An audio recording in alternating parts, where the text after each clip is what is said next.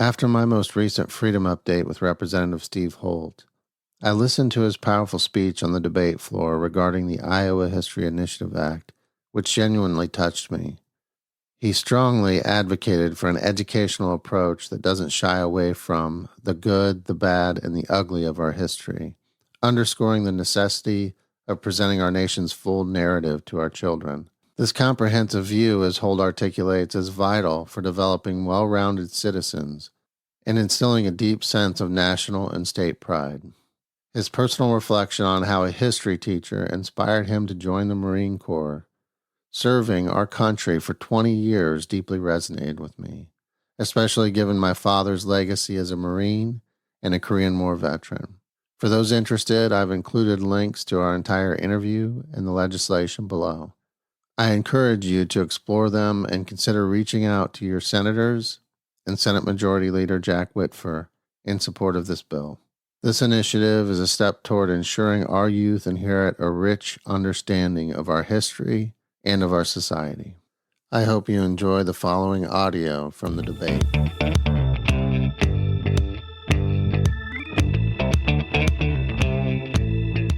The chair recognizes the representative from Crawford, Representative Holt. Thank you, Mr. Speaker. Good evening, ladies and gentlemen of the House. My high school history teacher, Mr. Elliott, captivated me. I will never forget, he stood up in front of our classroom and he did this. Each of you will make it his duty to kill 10 of the Americans before dying. And he went on to explain that this was the cry of the Japanese commander, General Kurobayashi, to his thousands of hardened soldiers at Iwo Jima, about to engage United States Marines on that volcanic island in 1945. He told us that Marines landed on that volcanic island were unable to dig foxholes, sustained horrific casualties. He told us that in 36 days of fighting, nearly 7,000 Marines were killed. He told us it was one of the bloodiest battles in Marine Corps history, and that on February 23rd, 1945, Marines raised the flag on Iwo Jima, that iconic photo that all of us know that has come to embody the best and most noble about the American fighting forces who have always fought not to enslave, but to set people free. It was because of that history that I learned from Mr. Elliott that day, along with the John Wayne movies that I watched a few weeks later, that I went on to join the United States Marine Corps and spent 20 years serving in the Marine Corps. I learned when I was in the Marine Corps and began to teach Marine Corps history myself that one of the flag raisers on Iwo Jima was a Native American by the name of Ira Hayes. Johnny Cash wrote a song about him, call him Drunken Ira Hayes. He won't answer anymore, not the whiskey-drinking Indian or the Marine that went to war. Maybe it would not be a bad idea if our young people were taught a little bit about this epic battle for freedom in school. That's real history, and it's the good and the bad and the ugly. Maybe it would not be a bad idea if young people were taught about these sacrifices, about the fact that after Iwo Jima was captured, it was used as an emergency airstrip to save the lives of 24,000 airmen and prepared the way for the final battle in the Pacific, which was Okinawa. And how about if they learned about Native American Ira Hayes that I just mentioned, one of the flag raisers, for his story alone, they would learn about our mistakes in the treatment of Native Americans, but also about the nobleness of our national character that led Ira Hayes to fight what some Native Americans did not believe was their war or his war. Ira Hayes, rejected by his people for fighting this war.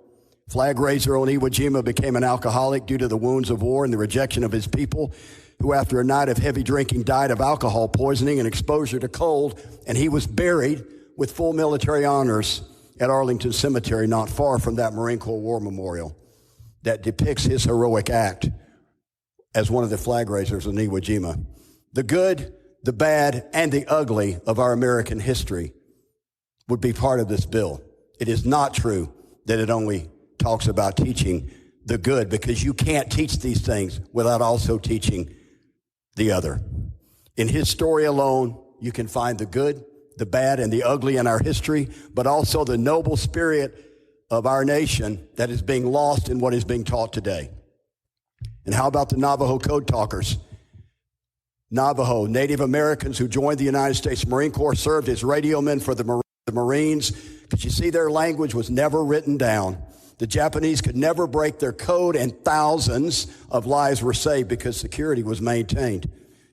Should their story be taught as part of the history of World War II? Fought for this country in spite of mistreatment and mistakes, the good, the bad, and the ugly, and all that is most noble about this country. Should we teach about the Tuskegee Airmen, highly decorated African Americans who fought like hell for this country in World War II, in spite of the mistakes and wrongs our country committed against them? Nicknamed the Red Tails due to the type of aircraft they flew, they earned a total of 96 distinguished flying crosses. You see, by teaching real American history, all bases are covered. The good, the bad, and the ugly, and the incredible, noble sacrifices made for freedom by all races of Americans that's not being taught today, not like it should be. I am in total support of this legislation because the things mandated to be taught are essential to understanding citizenship and the American character, the mistakes that we have made, and the awesome sacrifices of those who came before us that allow us to sit here today and argue and debate in noble fashion in this chamber. Also, one of the great things in the American character. Today, I believe there are many indicators that show we have forgotten that the most important aspect of public education is to teach good citizenship. And essential to understanding the responsibilities of citizenship is to understand what Western civilization stands for, what we stand for as Americans, what the fighting men and women of our country have stood for and died for since 1776, and in turn, the responsibilities that come from being called an American. We have been so focused on STEM that we have forgotten that if we do not teach what it means to be an American, we are at risk of losing everything, and we are seeing that play out today. Young people, not nearly as proud of being an American as Americans who came before them, because they have not been taught essential components of our history and our national character. Many young people today have learned from Chinese communist TikTok, social media, movies, institutions of higher learning, and unfortunately, a few public school teachers with an agenda that America is inherently racist and not worth fighting for. Hence, our military struggles to meet recruiting goals. They can name off a litany of mistakes we have made as a nation, but they cannot tell you who we fought in World War II. They cannot tell you what happened on December 7th, 1941.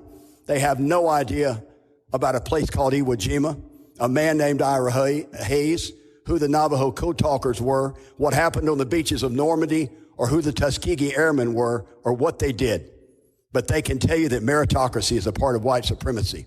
They might be able to tell you about the horrific mistakes we made with slavery, but probably have no idea how many Americans died fighting the Civil War, or what the Emancipation Proclamation was about. I was taught many of these things in school, but I also heard firsthand accounts from family members who were part of the greatest generation who told me what they found at German concentration camps. I had an uncle on Iwo Jima, and while he would never talk about it, one thing I knew when I looked into his eyes was that he went through hell for this country, and I learned I had to be willing to do the same. My generation learned many of these things from the source, all the more essential since this is no longer possible that we mandate core characteristics essential to citizenship and the American character be taught in our schools. There is nothing more important that we will do this day, or perhaps in the years I have served and will serve in this body, for the future of our country and our children, than to pass this bill that restores to our public education system the teaching of things that at one time in our country were taught without question. Those values, documents, events, and people essential to the American character and to the future survival of our republic. I cannot wait to press the yes button for this legislation to stipulate that our young people will know in American history and civics about Western civilization, about American heroes, about the Declaration of Independence, the Northwest Ordinance, the Constitution, the Federalist Papers, George Washington's incredible farewell address, the Emancipation Proclamation, World War II, the Civil Rights Movement, and so many other things essential to the great American character. Thank you, Representative Bowden and Representative Wheeler, and I look forward to pressing the yes button.